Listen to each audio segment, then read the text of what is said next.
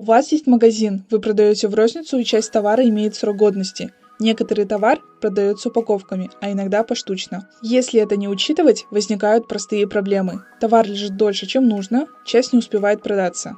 Вот как это решается в программе учета Waypon. При поступлении товара вы указываете срок годности. Программа хранит эту информацию и показывает, у какого товара срок подходит к концу. Если товар продается не только упаковками, его можно разукомплектовать. Например, принять упаковку, а в продаже ввести этот же товар поштучно. Количество и остатки считаются корректно. Когда вы видите, что срок годности подходит к концу, вы можете заранее задать скидку на этот товар и продать его быстрее, а не теряя деньги.